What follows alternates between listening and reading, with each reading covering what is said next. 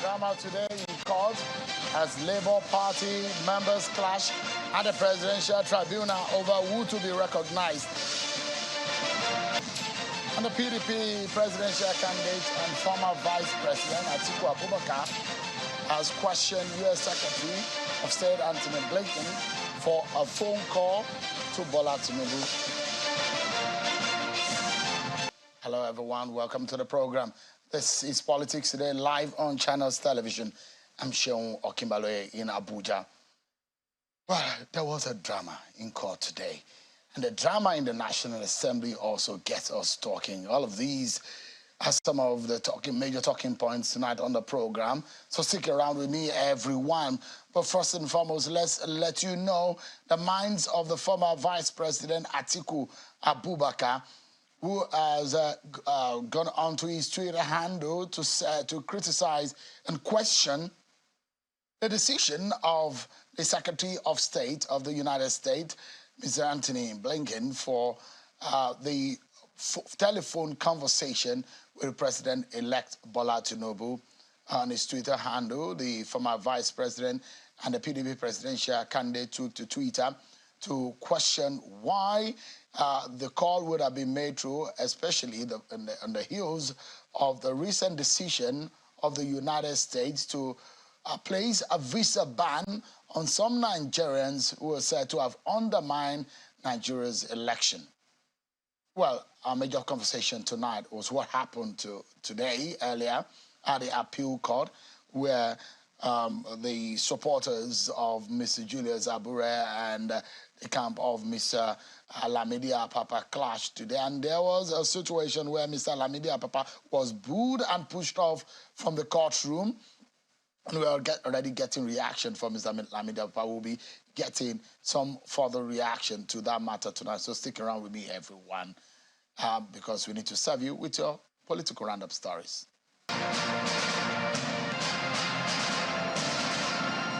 The president-elect, Bola Tinubu, is opposing the application by the presidential candidate of the People's Democratic Party, Mr. Atiku Abubakar, for a live broadcast of the proceedings of the election petition.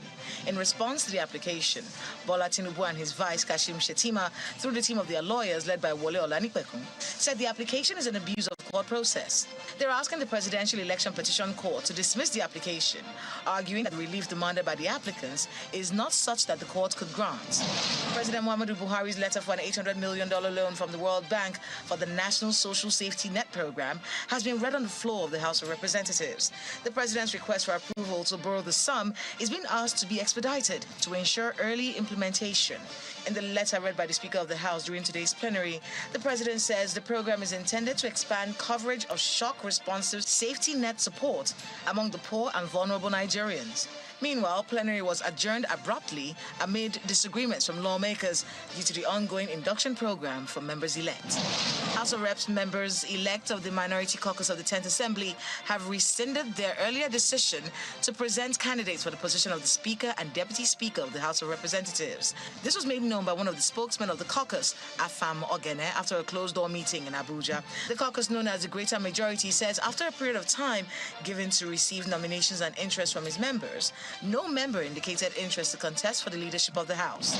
The APC Forum of Legislators have thrown their support behind the zoning of the positions of the principal officers of the Senate and House of Representatives.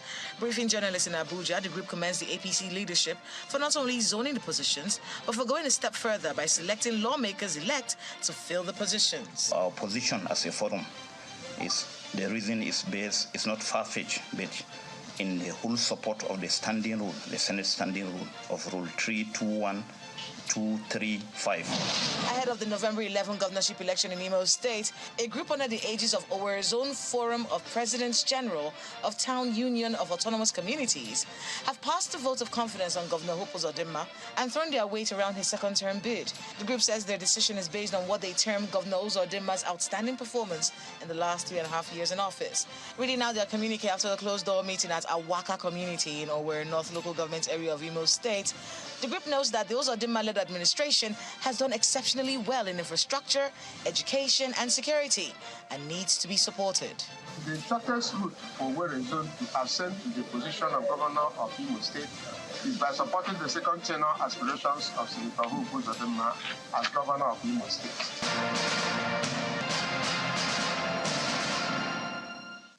Thank you so much, everyone, for staying with us. Let's begin with what happened today at the appeal court at the resumed hearing of the Presidential Election Petitions Tribunal. So, there might drama just before the judges got into the courtroom today.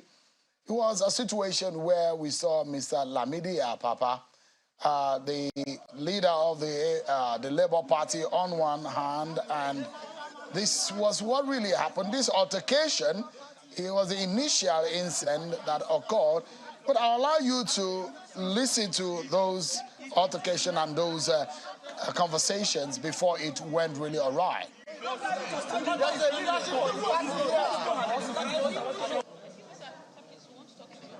Talk to him for what?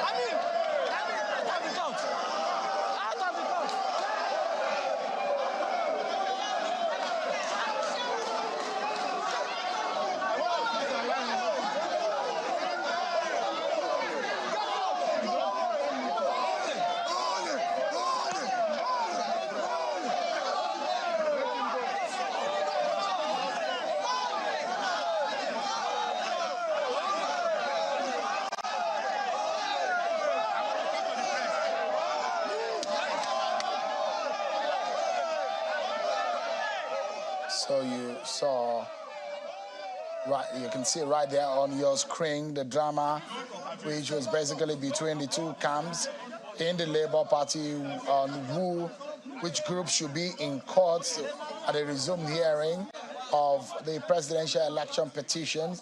The justices arrived to commence the day's proceeding and also refused to acknowledge the representation of the party aside the presidential candidate of the party, Mr. Peter Obi, who eventually was present in court.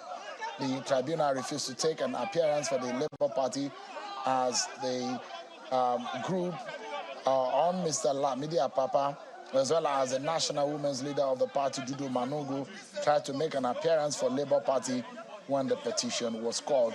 Justice Aruna Samani noted that if two persons are making an appearance for the party, they will not be put on record. Mr. Apapa had attempted to occupy the seat reserved for the Abure camp, but was resisted. Let's get some perspectives on how this thing is going. I mean, if there is a difference and there is some disparity and misunderstanding as to who is the real leader of the Labour Party. You saw what happened the last time, a few days ago, when they went to court. But we might not be as confused because this thing... There are those who believe in the Lamidi Apapa. There are those who believe in the Julius Abure. But we may not be as confused to who really is Peter Obi. Peter Obi is a presidential candidate. I'm not sure there is a debate over Mr. Peter Obi. That's why tonight I'll be speaking with Mr. Akin Oshuntokun, who is the Director General of the Labour Party and Peter Obi Presidential Campaign Organization. Thank you so much, Mr. Oshuntokun, for joining us tonight. You're welcome. Interestingly, I'd like you to listen to what Mr. Apapa said when, after that incident. Everyone, listen to Mr. Lamidi Apapa. This was after it was booed out of court. Well, the first question of allegation of corruption, bribe taking, it is not true. And I've told them severally, if you have an evidence to prove, bring your evidence that I have collected money or we have collected money from anybody. That is not, it's absolutely untrue. That's that. The second one, Obviously, Peter will be taking side with Aburi. You see the Aburi. I mean, Peter will be taking side. You see, I don't want to keep on exposing, but he deserves to be exposed. He deserves to be exposed. Some time ago, in one of the interviews he granted, he said he does not know me at all. I want to tell the whole world he's a liar. And let me tell you why I say he's a liar. I've been trying to cover him, but he does not deserve it. The reasons are this. One, this is a man done his primary in Asaba. I did the opening prayer. And I was not a young officer. I was the deputy national chairman of the party then. So not a junior officer. This party, I've been 21 years in this party. When this party was formed, I started with the party, and I've held a lot of positions in the party to the level I have today. Well, you can see Mr. Lamimbi Papa there trying to speak his own mind and his own truth. But Mr. Oshindokun, you are very close to Mr. Peter Obi. What is going on? You were with him in court today, isn't it? As a matter of fact, the incident started from me. So I was sitting, you know, our protocol lady usually reserves a seat, a four-seater for us. Myself, Obi, and anybody, party chairman. So, of course, I think that, look, the man is obsessed with recognition. Because, you see, when they were there, that was the first question he came. When I was sitting, he led his gang of people to come to me that he wants to sit where I am sitting. I said, I don't know you. Don't you know me? I said, who are you? That's what Mr. Papa told And that you. was what he said. You know me? Who are you? I said, what? I know you. That should be as a nuisance. You know, that if you keep on pressing it upon me, that you know me. Look, it's an aspect of the criminalization of politics in Nigeria today. What do you mean by that? It has several manifestations. You are going to have a Senate president, if APC were to be believed, right, who became senator by an unprecedented judgment of the Supreme Court. He was contesting for presidency and Senate at the same time. I was telling that. Now, they are bringing him to rub it on our face that the man is coming to... He has tons of cases at EFCC. See, this is the new normal in Nigeria. He's co-contestant, Palu, right? Do I need to tell his story? It was technicality. He was convicted. He was in jail. And the Supreme Court, again, its wisdom, says that because the man who gave the judgment had been promoted to another, not on the substance of the case, but that the man who gave the judgment had been promoted somewhere. It was on that basis that it was nullified. And you see, he was a sore thumb among the people from condemning or castigating the idea of conceding a presidency to the Southeast. He was championing the cause, you know, of not entertaining it at all. It's not their turn. Now he wants to be Senate president. He has made a 60 degrees turn. Now I say, well, it will amount to cheating, injustice against the Igbo people if he's not made the Senate president. So you see all these kind of things, you know, the criminalization of politics. You ask this man, what does he do for a living, or people around him? This Mr. Papa, where will I know him? He was talking about Peter Obi not knowing. If you give a prayer talk somewhere, I must remember you. If that was the only instance I ever came across you, I will remember. He's so significant, an insignificant person. And obviously he has a lot of complex going on. But look, I don't blame them anyway. I mean, they seem to have... You remember him? You know him somehow? No, I never came across him. But what about reputation? Since this happened, do you know him by reputation of the incident that have happened in the party? You can extrapolate from somebody's behavior. The last time I heard from them, they said that they were accusing Peter Obi of transferring or embezzling campaign money, that they were going to withdraw the case from Supreme Court. So that is their interest in the Labour Party. Look, I don't blame, as I said. You know, they hit jackpot. People who don't have probably any means of supporting their livelihood in a comfortable way. They have become useful to parties who are interested in destabilizing the Labour Party. So that is what they are doing. Mr. Ochidokun, give me a sense of what you make of what is happening. Because the other time I was speaking with one of the guys in the camp of Mr. Julius Abru, who said there is an obvious weaponization of money against the Labour Party, and Mr. Lamibia Papa and his friends in the Labour Party are being sponsored. Do you have that sense too? Do you have that feeling that there's some people who are sponsoring them? Look, it doesn't make logic any other way. How else? What is their interest in to the what party? To what intent or what to? I just told to you, what purpose do you think they might be sponsoring them? They have a nuisance value. You know, we are discussing a crisis that is no crisis at all. So they have a nuisance value, right? And unfortunately, they were obliged by justice by one of the judges. So they have a nuisance value. As I said, you can extrapolate from their conduct that they are obviously sponsored. What they say is not in the interest of, if for instance, if they support Peter Obi and his presidential aspiration, why should you be creating problems for that kind of person? Why not go to him? Why not make it open? Look, your desire, you have never said anything that bodes well for the party.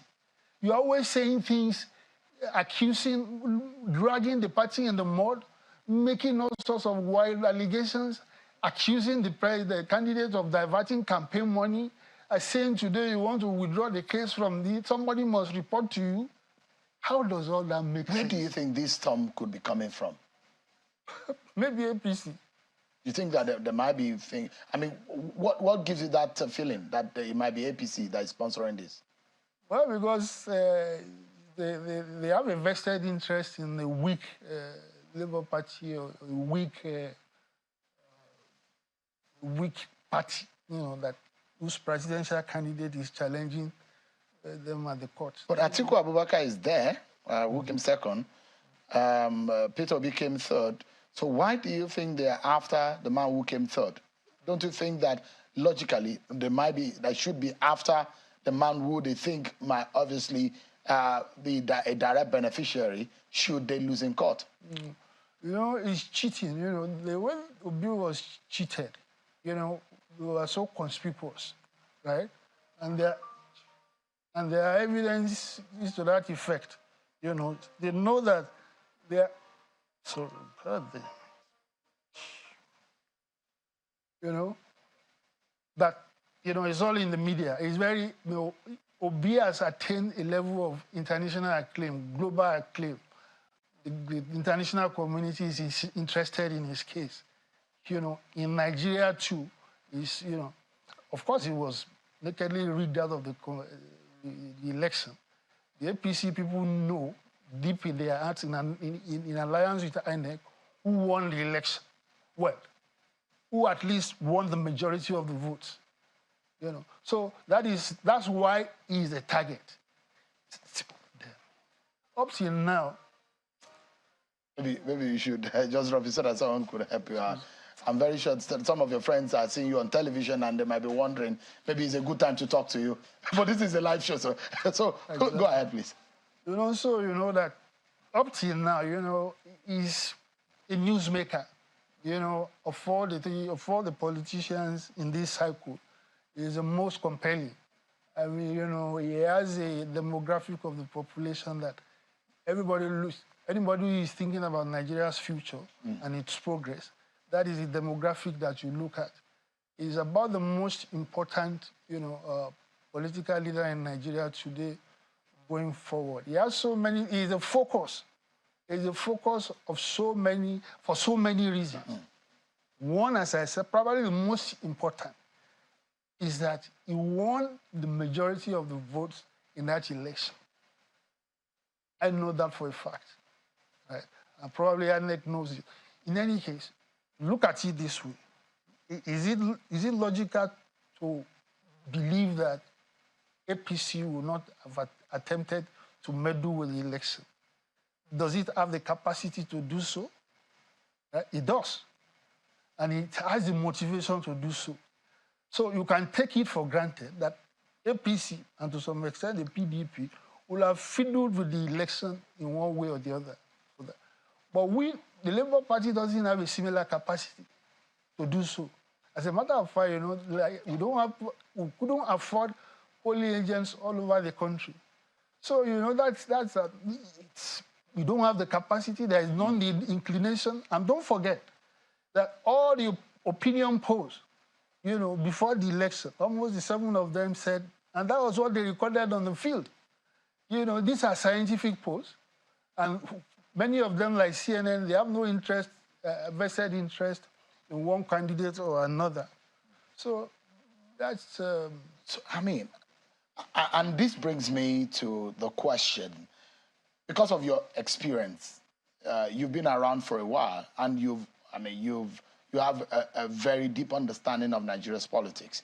This kind of thing that is happening in your party, there are those who think that this could have been stemmed long time ago, that this shouldn't have been allowed to fester, that maybe the leadership of the party shouldn't have allowed these to get to this point. Do you have that feeling? Not at all. You know, you are giving them the benefit of the doubt, attributing, you know, objective motives to them. No, there is an ulterior motive to what they are. Look at their conduct. You know, the conduct is obstructionist. Anything that subverts the Labour Party and its candidate, you are going to find them there. And these people, they don't have the means of moving around, probably flying all over the place. So somebody must be picking the tabs. But, you know, but again, there's no way. Let me tell you, you can only reconcile with somebody who has invested, good interest. The question is perhaps a bad management, because it's like you have a weed in front of your house. Before you know it, that weed can suffocate the flowers. So the question is whether or not this is a storm in a teacup or a real storm. It's perhaps been attributed now for some section in your party that this was a bad management. Should have actually been not at all. Long before now. No. Look, your premise is wrong. You know, the premise is that these people have been, it's an orchestration, you know, by somebody who has a hostile vested interest in the welfare of the political party, the Labour Party and its presidential candidate. So they are not there. You are assuming that these people, they have to believe or have a good, their interest in Labour Party is beneficial or benign. Not at all. You can only reconcile with somebody who wants the progress of the party, who wants the case, the petition of the presidential candidate at the election tribunal to go forward, you know. Rather, you find a group of people who specialize in destroying their people's reputation, who went to the extent of saying that they will withdraw the case from the court. So how do you reconcile it? It's not a question of, I think you get it wrong, you know, your premise is wrong. It's not as if they are not benign. It's not that they are new. It's not an objective. It's an orchestration. It's a project. I come back to the same point of your experience and your knowledge of Nigeria's politics. And this kind of situation in circumstances and scenarios where technicalities have been used to upturn and to remove or otherwise displace the status quo.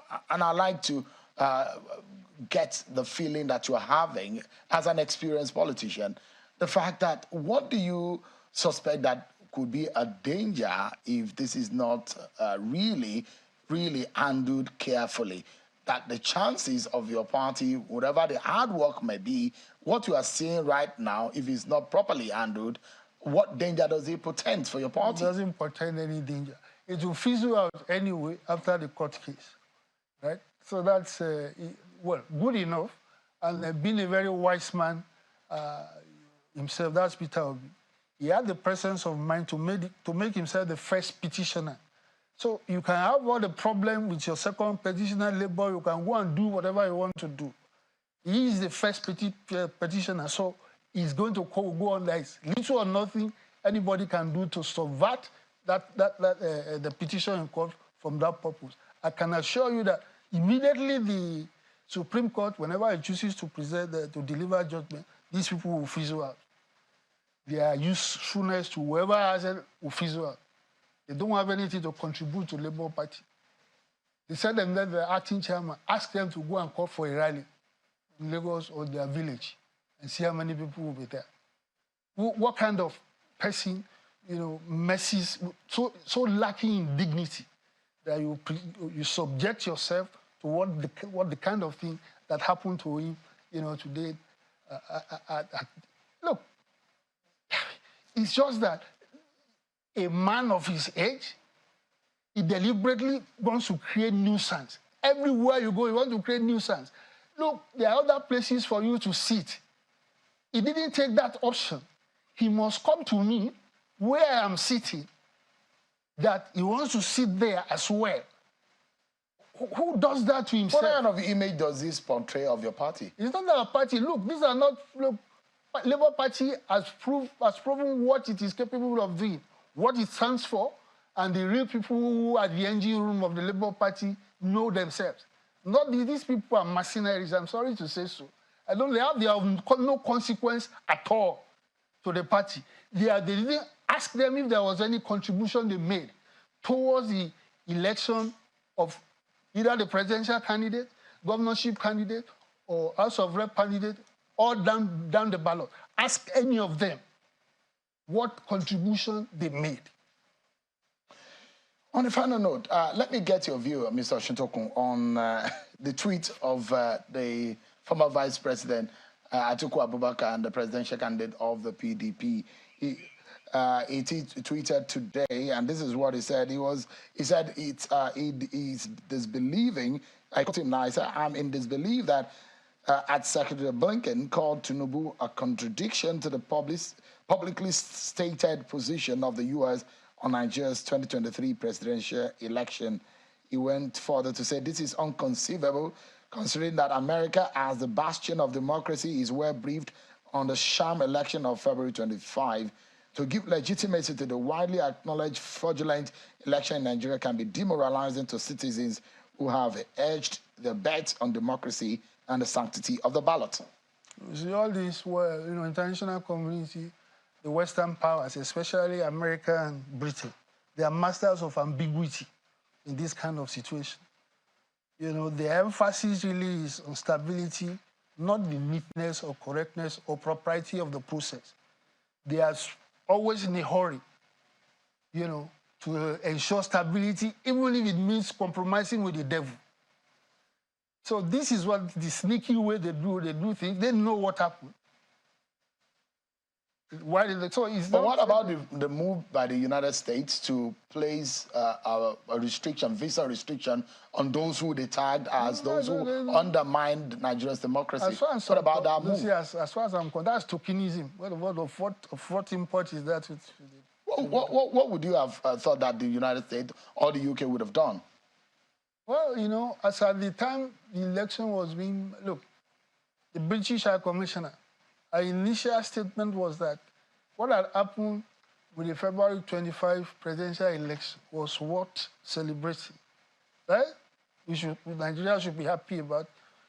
Of course, a month later, she did a U-turn.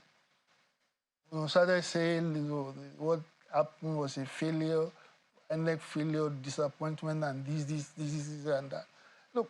Look, there's nothing wrong in saying Nigerians take responsibility for yourself, But so I understand them from that point of view. I don't expect much from them, but they have the power to make an uprising. But the fact that we are also a sovereign state. That's what I'm saying. So ultimately, we have, ultimately, we will be the determinant of our own destiny. All right. But you see, what you should know is that these people, they are masters of ambiguity. They are very much concerned, and I don't blame them for that, to quickly arrive at stability. Just stabilize it, even if it is the devil who is the president. so long as INEC has declared him the president, let's leave him. Let's find a way of leaving him there. No, don't cause problem. I mean, You know. and I'd like to get your view on Mr. Kwankwanso's meeting with Bola Tinubu in France. What do you make of that? Oh, it's real politics. You know, I don't know what they discussed, but there's nothing to say. I have no. Part of what they discussed is to form a government of national unity. I wish them well. I mean, Kwankwanso is not responsible to me. I will be happy if it comes to us to work together. But if that is his choice, I respect his choice. I don't see anything wrong in what he has done.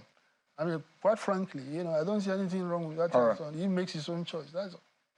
Mr. Akin Oshuntokun, the Director General of the Labour Party and Peter Obi Presidential Campaign Organization, thank you so much indeed for your time tonight. My pleasure. Yeah. We'll tell your driver. We'll take a break, everyone, and when we return, we shall be speaking with Senator Osita Ezunazo. He's one of the Senate President aspirant for the 10th National Assembly. The Southeast agitation and what some of them have described as a skewed APC zoning arrangement. We'll be right back. Thank you so much, everyone, for staying with us, and welcome back to the program. This time around, we're shifting focus to the National Assembly leadership politics. There's been the back and forth and agitation, reactions to the All Progressives Congress, APC's zoning arrangement, which basically says that Godswill Akpabio from the South-South region should be the next Senate president, while Senator Barau Jibrin from Kano in the Northwest would be the Deputy Senate President. And from the Northwest, the Speaker would come, that is Tajuddin Abbas, and the Deputy Speaker, Mr. Ben Kalu. This is the arrangement of the APC. But there's been some reactions and some agitation in some quarters, the North Central, the Southeast, saying, look, this is skewed and this is not properly done.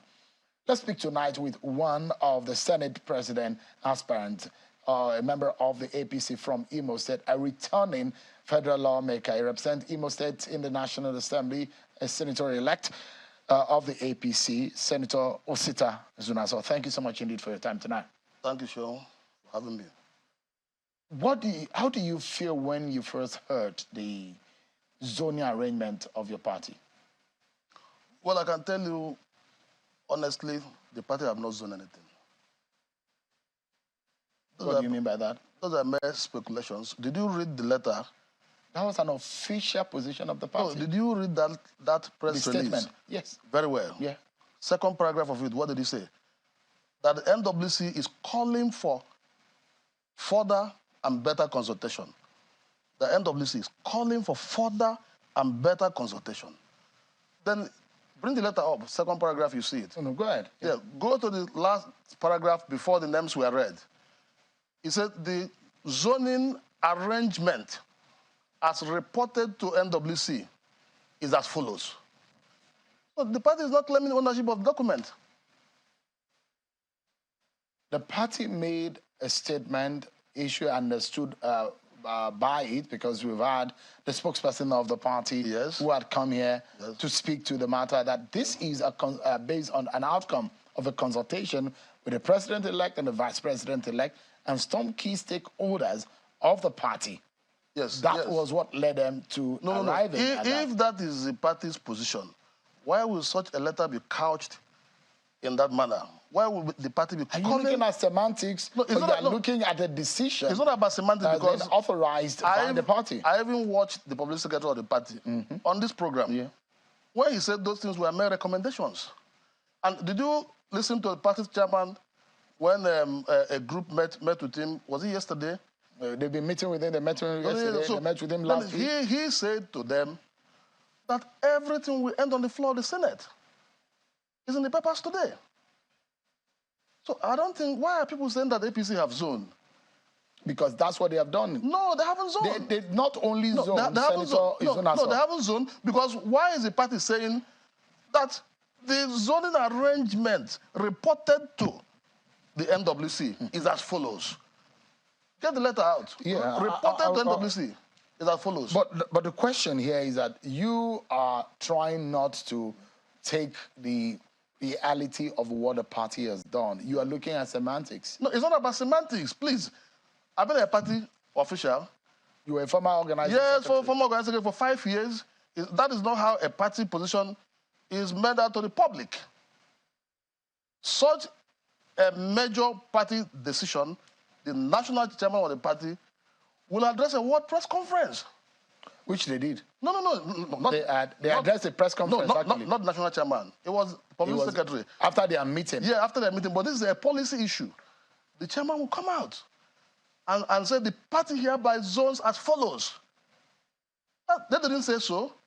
Okay, let me read out for the sake of yeah, please. The said statement that you're talking about. Yes. And this was signed by Mr. Felix Moka. Yes. This was on 27th of April, 2023. APC has yet to zone 10th National Assembly leadership. The attention of the APC has been drawn to versions of. Well, this is the old one. There is the one. This was the one.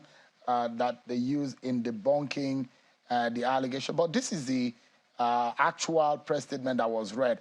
I don't know if we can play the sound bite. I mean, it's even better heard than read. No. It's more authentic when it's... No, it all depends whether he is saying... He read it out. Okay. He read it out. Okay, fine. Let's listen to what he said. We're going to get it ready, just as the producers put it together. Yes. It's better heard than read, so we're going to get it to you. But what do you think, or how do you think the party should have gone if you don't believe what has been going on? Because the party has stood by what they said. But you said because you've been a party official, you don't think that the party has made that. No. Yeah. No. It does look as if it was still. Let me explain to you, Sean. I've been a party person. Yeah. The NWC, after due consultations, NWC will meet, make a recommendation to National Caucus. National Caucus will meet, and further make a recommendation to NEC. NEC will meet and ratify the zone on this kind of situation. Yes, of course. Because NEC is the executive organ of the party. It is NEC that has the final say on this matter. On just a recommendation? Oh, no, it's not. No, if it is final zoning, NEC will have to come out and ratify it. That even the NWC is finding it difficult to say. But as far as you are concerned, whatever is being said was a nullity. No, of course. The party have not said anything. The party is still calling for further and better consultation. Just a moment, Senator. So, let's listen. Let's allow everyone to listen to what you're making reference to. This is Felix Moka when he made the announcement on behalf of the party. The National Working Committee of the All Progressives Congress, APC, met today, Monday, May 8th, 2023, to consider reports of consultations and meetings held with the President-elect, His Excellency Asiwaju Bola Ahmed Tinubu, other party leaders and stakeholders on zoning arrangement for the 10th National Assembly leadership positions. The NWC noted with respect the outcome of the meetings held between the President-elect and the leadership of the NWC. The NWC called for further and better consultation with necessary stakeholders in order to assure the support of the aspirants to the National Assembly leadership positions and members of the party nationwide. The zoning arrangement reported to the NWC is as follows. Senate, 1. Honorable Abbas Tajuddin Kaduna. For Deputy Speaker, Southeast, Honorable Ben Carlo Abia. We urge our party leaders, members, and all Nigerians to continue to work for the peace and progress of our country during and beyond the current period of leadership transition. What more do you need to be convinced that the party has made its position known. No, but did you listen to him? I did. No, if you listen to him, why will you be calling for further consultation, further and better consultation, if you listen to him? He said the NWC noted with respect the meeting they had with the president-elect and leadership of NWC, which comprised only of about 4 persons. Chairman, secretary, the 2 deputies. Then further on, he said, the NWC, this is now NWC position. The NWC calls for further and better consultation.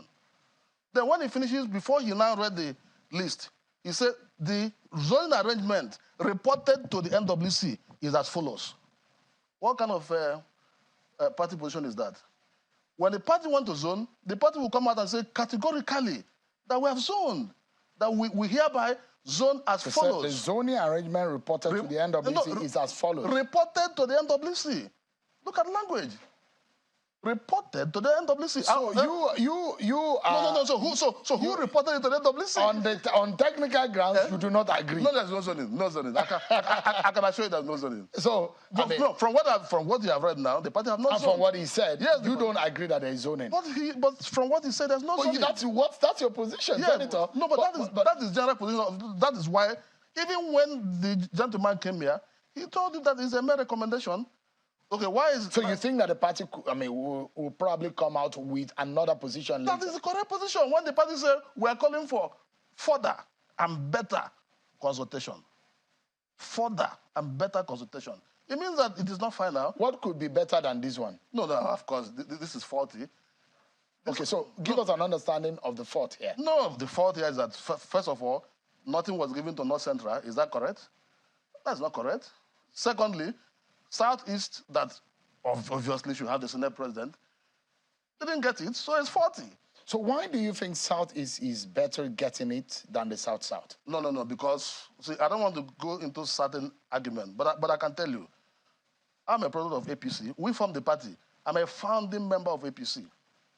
This party was started in 2012 until 2013 when the party was registered. I've been in the party. Since we started this party, APC, in 2012 till today, Southeast have gotten nothing in APC. The South-South that you're talking about have had 2 chairmen of this party, 2 national elected chairmen of this party, Oyegu and Adams Oshimole. The South-South you're talking about have had a national secretary of this party, Senator John James Odudoye. Even as we're talking, the South-South is enjoying the office of the Deputy Senate President today, Ovie Omagege. What has South is gotten in this party? I'm talking about APC. What have you gotten? The Southwest... So we made Chief Whip. No. Chief Whip? What is Chief Whip? No. What is Chief Whip in the scheme of things? It's a principal office. No. We are talking about presiding officers here. Don't misuse the language. No, if you say presiding officers, yes. When you are asking what you have gotten, I'm just reminding you of some of... nothing. Chief Whip is not in the calculation of what we're talking about. There are 4 presiding officers of National Assembly. We haven't gotten anyone. Which you think that the Southeast should have been a beneficiary of? We have not gotten anyone from the beginning of APC. But let me even cast your mind back, even before APC. Let us even look at PDP. President Obasanjo was president. When he left, South-South became vice president. Southeast was only given Senate president. But South-South became vice president under President Yar'Adua. Later on, the same South-South became president of Nigeria for 6 years and 2 years as vice president. So it is only natural, only fair, only equitable and justiciable that Southeast should be given this Senate president this time around. So since you're talking about equity, and one of the principles is it will come to equity. Yes. Must come to, with clean hands. Yes. And he who does equity will do equity. Now the question is that what has the Southeast given to the APC? Isn't that another question? Yes, but former president of the United States ask not what your what your country can do for you, but the question is what has the Southeast done for the APC? Yes. Are you aware of the theory of 6 and 9. If I wrote 6, and you from that side, if you look at that 6, what will it be? It will be 9. Some people are saying, I know where you're heading to, that Southeast didn't vote. Who told you Southeast didn't vote for APC? Who told you that? If you must Senator, know, Southeast actually voted. Yes, I mean, those who say Southeast did not vote may not be factual. Just for a moment. Yes. You said, I mean, you were assuming that I'm thinking that those who think Southeast did. Southeast actually voted. Exactly. You know how many votes Southeast gave? Yes. 1,127,605 votes to Bola Tinubu. Then out of that number of votes, how many votes did my senatorial zone give? 66,000. I got 70,000. My zone gave our president-elect 66,000. My local government, I had 21,000. Bola Ahmed Tinubu had 18,000. You see, you can't just overgeneralize. But let me even make my point about 6 and 9. Don't you even think that it is Southeast that made Asiwaju president? All those votes of P2B, don't you know that they're all Atiku's vote ordinarily? Don't you know that any vote P2B got in Southeast should have been Atiku's vote? So if you discountenance those votes and add it to Atiku, wouldn't Atiku have won the election? So you don't have to see things from only one perspective. You must look at things holistically.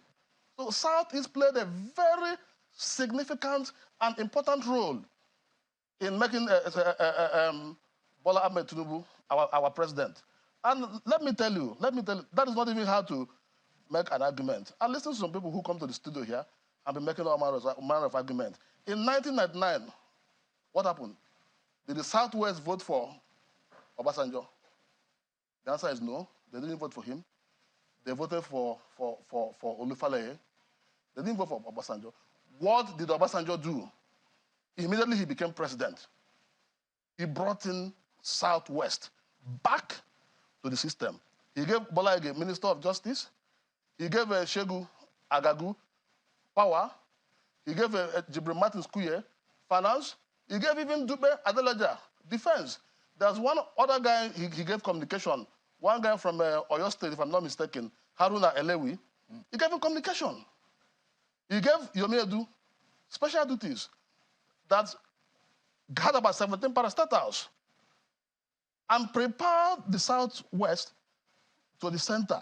That was why in 2023, he won 5 states of Southwest and lost only Lagos. 2003. So let me ask you, since you are a very strong party man, considering your antecedent in the APC, what do you say, or what do you think, or what are you implying as a further and better consultation? What do you mean by that? Further and better consultation is for APC to adopt 1999 formula. And which is? Which is Senate President to the Southeast, Speaker to the Northwest, Deputy Senate President, North Central. It worked. But if they don't want to adopt it, fine. They can make amends.